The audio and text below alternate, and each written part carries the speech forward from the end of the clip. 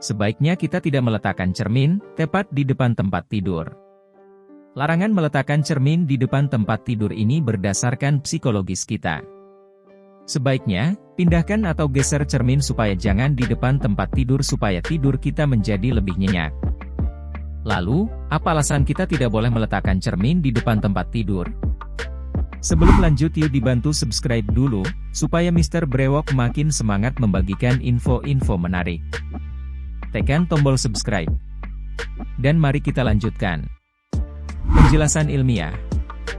Cermin yang diletakkan di depan tempat tidur, bisa memengaruhi kualitas tidur menjadi lebih buruk. Alasan ilmiahnya adalah, bayangan yang kita lihat di cermin akan memengaruhi psikologis kita. Bercermin sesekali dalam sehari tidak ada pengaruh yang buruk. Namun, jika kita melihat cermin untuk waktu yang lama, bahkan saat hendak tidur, otak kita akan merasa tidak tenang. Otak kita akan berpikir bahwa kita sedang diawasi. Meski di kamar tidak ada siapa-siapa selain kita, adanya pantulan diri sendiri dalam cermin bisa membuat otak kita gelisah. Nah, jika dipaksakan tidur, kemungkinan kita akan mengalami mimpi buruk atau gangguan tidur.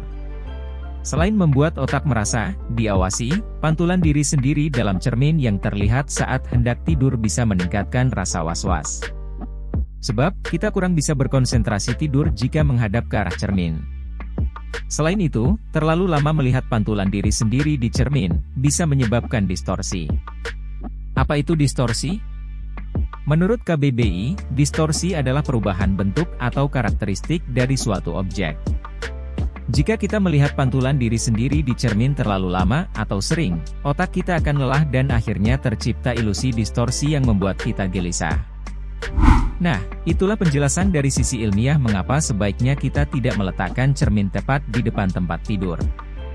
Selanjutnya, mari kita bahas dari segi mitos mengenai hal tersebut. Selain larangan tidur di depan cermin, ada mitos larangan tidur lainnya yang ternyata punya alasan yang masuk akal. Salah satunya tidak boleh tidur menghadap pintu dan menghadap jendela. Larangan tidak boleh tidur menghadap pintu adalah alasan privasi atau keamanan pribadi. Selain itu, larangan tidur menghadap pintu adalah menghindari cedera akibat terantuk pintu oleh tamu yang memasuki kamar kita secara tiba-tiba. Sedangkan larangan untuk tidak tidur di bawah jendela adalah menghindari kemungkinan masuk angin, menghindari risiko alergi debu, dan menghindari risiko gigitan serangga yang masuk melalui jendela. Itulah alasan yang masuk akal dari larangan tidur yang selama ini menjadi mitos. Terima kasih sudah menonton.